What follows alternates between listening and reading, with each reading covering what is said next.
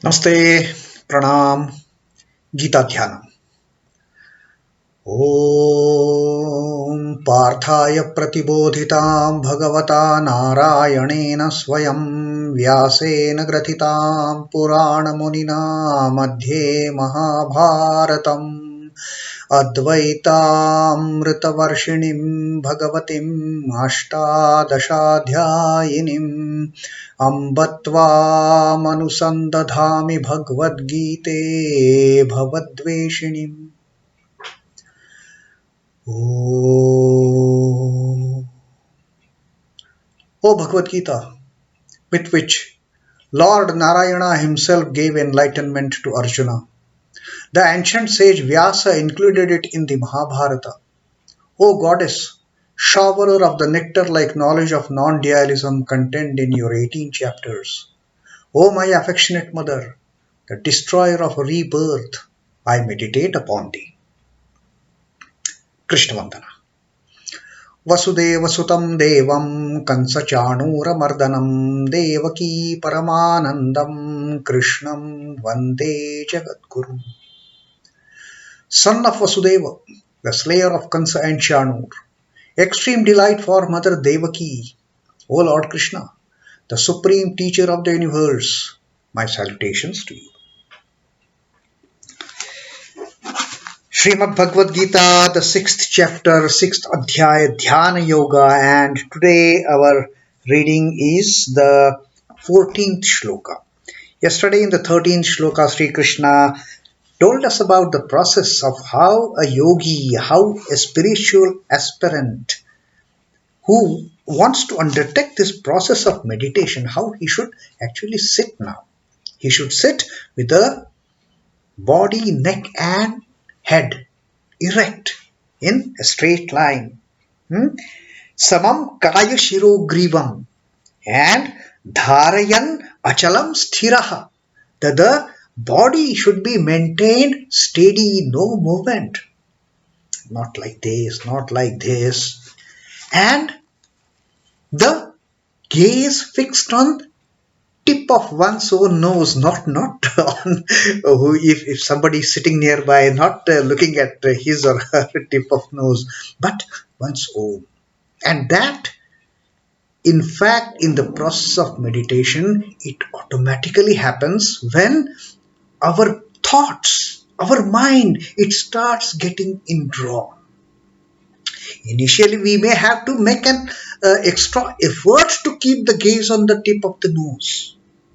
But in due course of time, it just automatically happens when we get indrawn.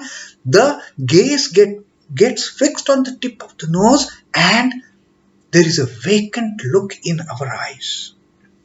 Samprekshanaasikagram swam dishaschan avalokayan. No looking around, east, west, north, south, up, down. No looking around. So that is the posture in which a devotee, a yogi, a spiritual aspirant should sit. Now, after sitting like this, what happens? The mental processes are going on. Now, Sri Krishna is going to tell us in this 14th shloka, if there be any trace of mentation, the mental activity while in meditation, how does the yogi engage that pacified mind? How that mind is to be engaged? Now the mental activity has started. We are becoming indrawn where the mental activity should be now focused. Now the body is focused. Body is all straight, no movements. It is still, steady, sthira. What about the mental activity now? Sri Krishna tells us. praśhāntātmā vigata-bhīr brahmachāri-vrate sthitaḥ. praśhāntātmā vigata-bhīr brahmachāri-vrate sthitaḥ. manaḥ sanyamya mach-chitto yukta āsīta mat-paraḥ. praśhāntātmā,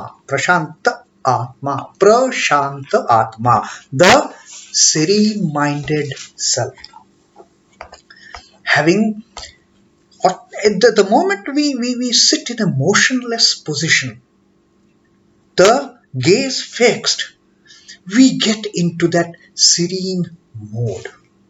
And therefore Sri Krishna says, praśhāntātmā vigata-bhīr. Vigata-bhīr. Vigata-bhīr is fearless. Now we are in a state where we don't fear anything. There is nothing to fear, the good and bad, the pious and evil, the virtuous and evil. We have got nothing to fear now. We have reached that stage where we are away from fear. Abhihi. There is no fear for us now. In that state, praśhāntātmā vigata-bhīr. The fear part is all gone. It is a history. No more fear. In a fearless state we have entered. Brahmachāri-vrate sthitaḥ. The yogi who has fixed himself in the vows of Brahmacharya, vows of celibacy. What happens to him? Manaḥ sanyamya mach-chitto. Manaḥ sanyamya. The mind is under control.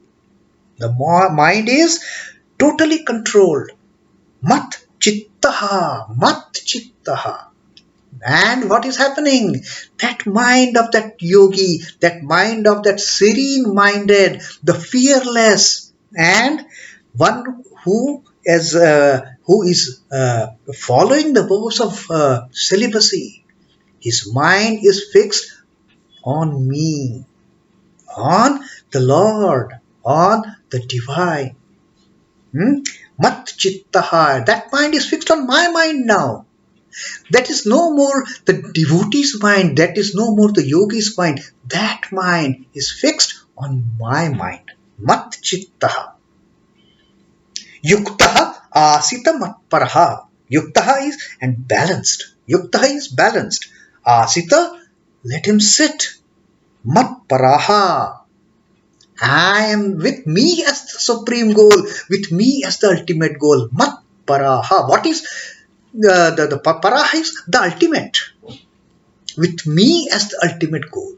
Let him sit in meditation. Let his mental activity think of me. Let his the mental thoughts think of me alone, and keeping me as the ultimate end of this meditation. This is such a beautiful passage that Sri Krishna tells us what an aspirant should think about when one sits for meditation.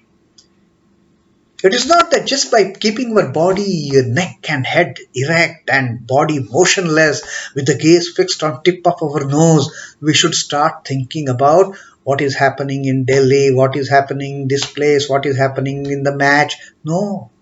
Sri Krishna says that having taken this physical posture, now about the mental posture, the mental thoughts, what is to be done? Serene and fearless, firm in the vow of a brahmachari, subdued in mind, he should sit in yoga thinking of me and intent on me alone. I am the ultimate, mat-paraḥ. I am the ultimate. Let him think of me as the ultimate goal of his meditation. Let him focus all his thoughts on me. See, the Lord is clearly giving what we should focus our thoughts on. Think about me. Think about me as the one and all end of this meditation. Me, the Paramatma. Mat-paraḥ. The mind is said to be serene, which is as placid as a rippleless lake.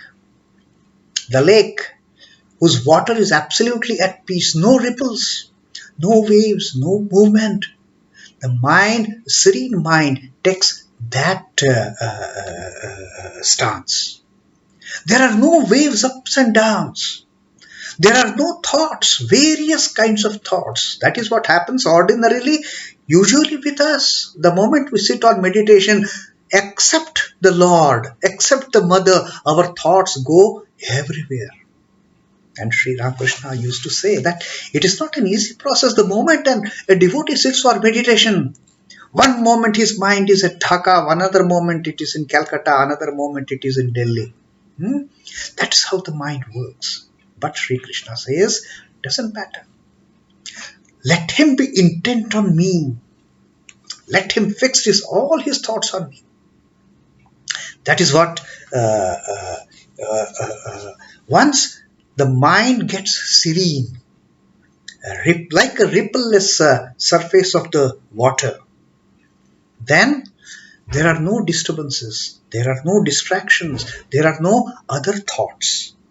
As there is in the yogi a heroic deliberation to train the mind in this way, fear finds no place in him. He has gone beyond the sphere of fear. Why we fail in meditation? Before we sit for meditation, we have got this fear, whether I will be able to do it. That doubt, that fear. The moment I sit for meditation, so many other thoughts come to me. So what?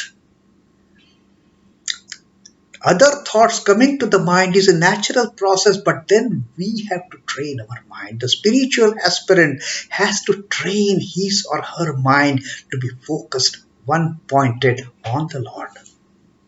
And when there is no fear, no such fear, whether I will be able to do it. When the spiritual aspirant has risen himself or herself above the plane of fear, there is only one thought then. He is a brahmachari who, untouched by lust, is pure as a baby in thought, word and deed. The purity of the mind is extremely essential in the process of meditation. The lust and greed. Brahmacharya not only in terms of celibacy as such, in terms of lust as such. Brahmacharya in terms of even not looking around the greed. As his mind is not allowed to become satanic, subjugation of the mind is a matter of course with him. There are no other attractions, there are no other temptations, there are no other allurements for him. So, there is only one focus, the Lord, the Divine Mother. The yogi's mind is dedicated to serve and commune with the Paramatman only. He is therefore ever intent on Ishvara. And he knows that that is the ultimate goal, that is the mat-paraḥ. Paraḥ is that. So once the thoughts start getting focused on the Lord, automatically there is a realization that is the ultimate goal for my meditation. So what Sri Ramakrishna says about this verse, let us see. When a person observes the vow of Brahmacharya rigidly for 12 years, he develops a new sensory nerve known as medhanadi. Now Sri Ramakrishna, through his own experience, a great ascetic.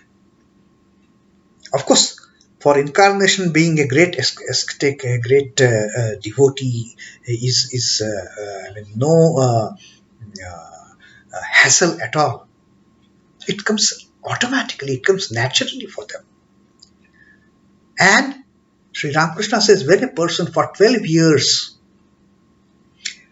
he observes the vow of brahmacharya, of celibacy, wholeheartedly, rigidly, a new sensory nerve known as medhanadi develops within the body.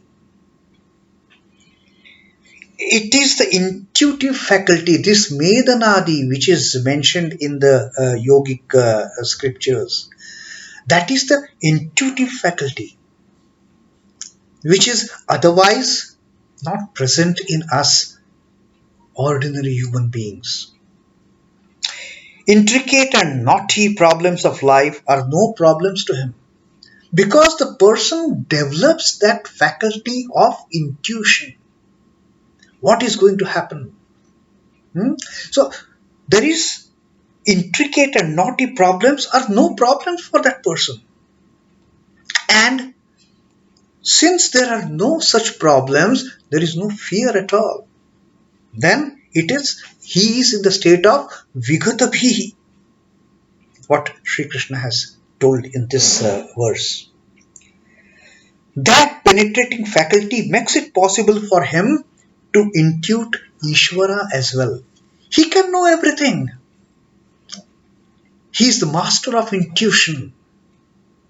So, he gets that intuition where lies Ishvara, and he can focus in that direction. That being the acme of enlightenment, the Ishvara, the Lord, that is the acme, that is the ultimate pinnacle of the enlightenment. So Sri Krishna says in this particular verse that let him focus on me alone.